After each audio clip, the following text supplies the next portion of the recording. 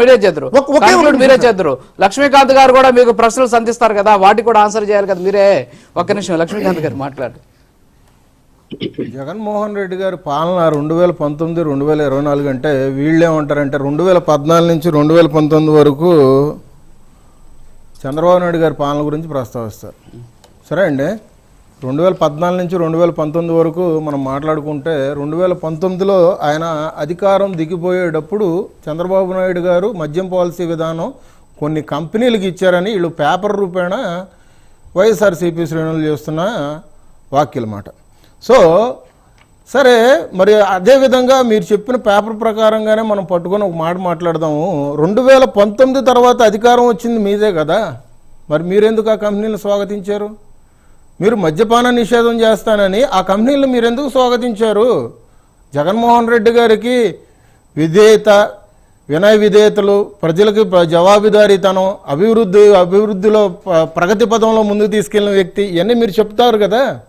మరి మీరు అటువంటి నిర్ణయాలు ఎందుకు తీసుకున్నారు? ఇవాళ రోజున జగన్మోహన్ రెడ్డి గారు అధికారం దిగిపోయిన తర్వాత 25 సార్లు ప్రెస్ మీట్ పెట్టారు కదా.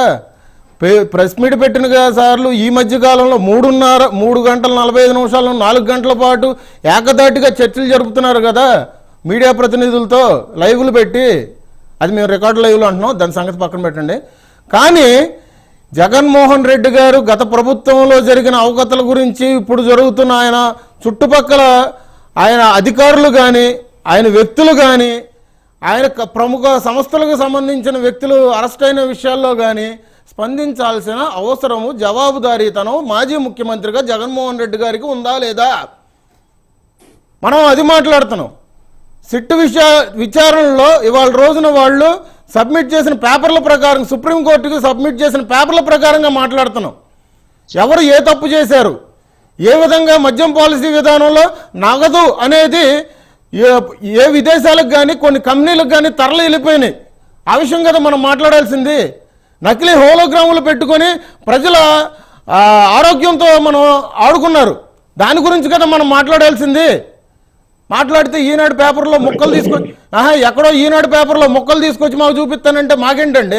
మేము ఇక్కడ సిట్టు విచారణలో జరిగిన నిజాలు కదా మేము చెప్తుంది, దానికి సమాధానం కదా కావాల్సింది.